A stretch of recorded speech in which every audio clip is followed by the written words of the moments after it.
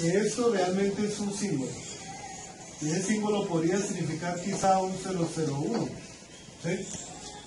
Esto sería otro símbolo. Y ese símbolo quizá signifique un... Eso depende de cómo se haya codificado la información digital. Pero entonces mediante dos señales estamos emitiendo símbolos. Y esos símbolos los podríamos expresar en un diagrama de constelaciones. Bueno, esta explicación sería válida para el que ya sabe que es un diagrama de constelaciones. Entonces, en el fondo, lo que estaríamos es transmitiendo ciertos puntos de la constelación. ¿Sí? Entonces, en este caso sería la constelación de 4 puntos. Y la idea es que en el fondo lo que le entregamos al sistema multiplexor son señales basadas en constelaciones. ¿Sí? En el caso más general, porque como les decía al comienzo, en OFM podríamos entregar simplemente una señal digital y punto. Esto es como para mayor eficiencia, se pueden entregar también señales de este tipo, señales basadas en constelaciones.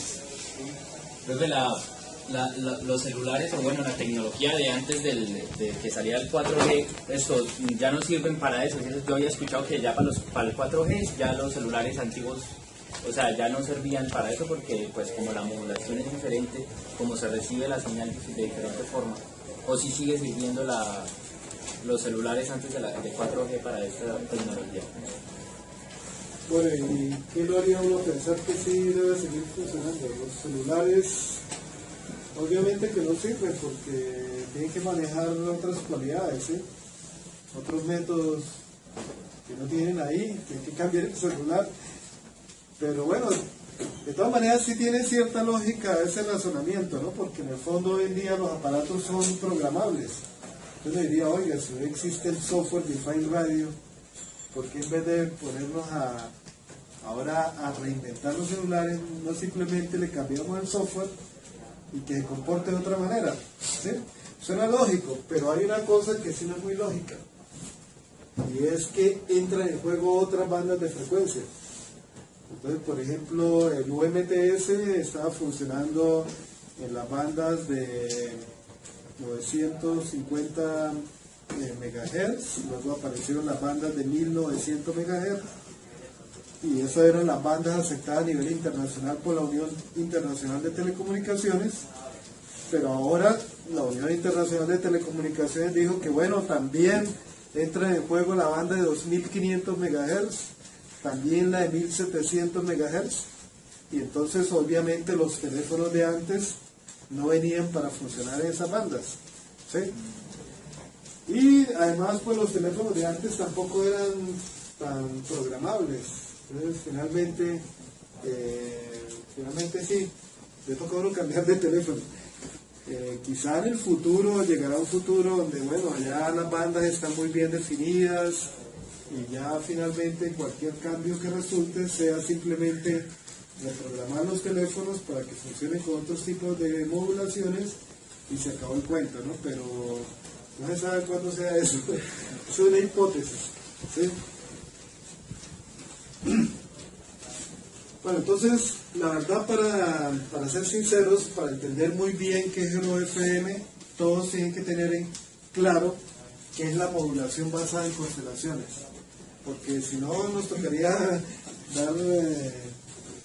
Sí, no, o sea, afortunadamente ustedes ya saben qué es eso, pero si realmente me pongo a explicar qué es la modulación basada en constelaciones, nos vamos a gastar otra clase, ¿cierto? Entonces, en términos generales, las señales digitales son pares de señales, ¿sí? O sea que en el fondo esto es lo que llamamos la envolvente compleja para un usuario, la envolvente compleja para otro usuario, etcétera, etcétera. ¿Ok?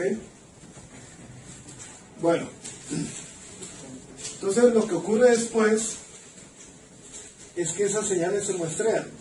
Al muestrearla, pues se toma solo un puntico de cada uno de estos símbolos.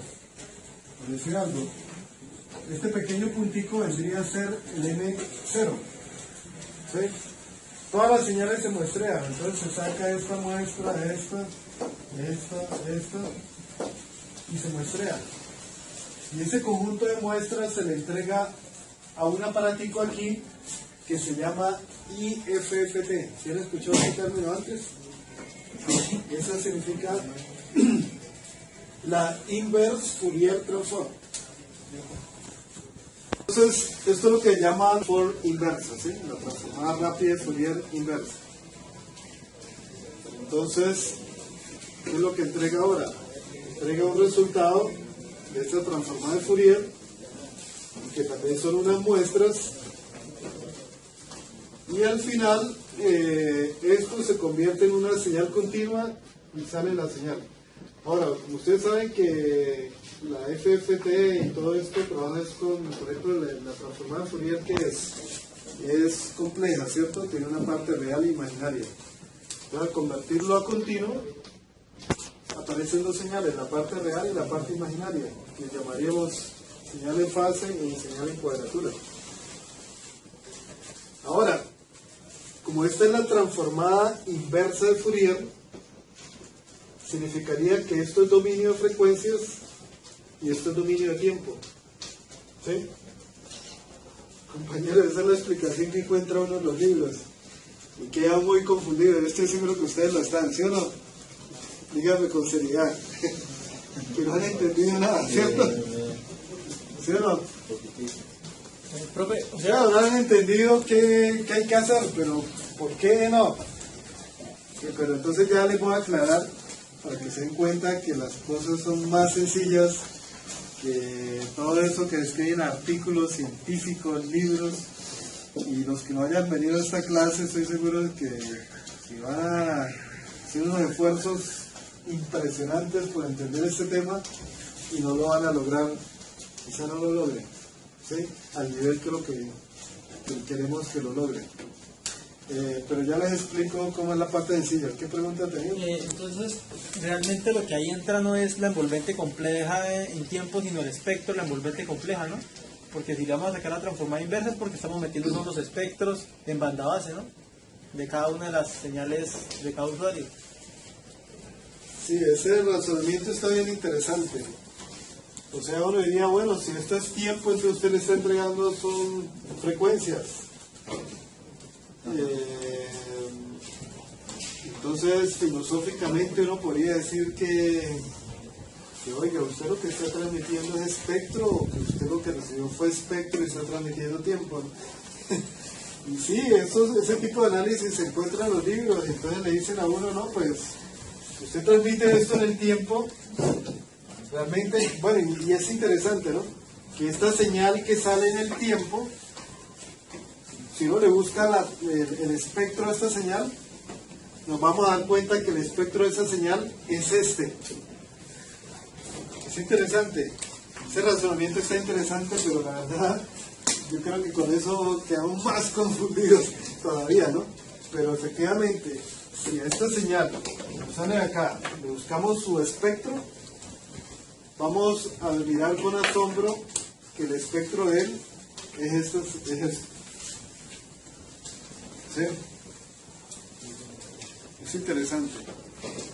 Ahorita afortunadamente vamos a hacer una simulación con Simulín y todo, y vamos a ver las cosas y no vamos a estar tan confundidos. Entonces sí, profe, Pero, ¿a qué le estaría aplicando la inversa? Sí, o sea, la inversa de la transformada de Fourier se le está aplicando una señal de tiempo o una señal en frecuencia. La señal de tiempo. Ah, Acá está la señal en el tiempo. sí. Él le hace una transformación y transmite otra señal también en el tiempo, pero si a esta le saca el espectro, se dan cuenta que el espectro de esa es este. Sí, es algo así. ¿Se ha entendido? ¿No? Bueno, listo. Compañeros, no importa que no hayan entendido porque hay un método de entenderlo más fácilmente. Yo sé que están confundidos, pero lo hice en cierta manera a propósito para que ustedes valoren este trabajo pedagógico que hemos hecho, como la manera sencilla que nos hemos inventado para explicar un tema que pocos comprenden. Entonces, ahora sí,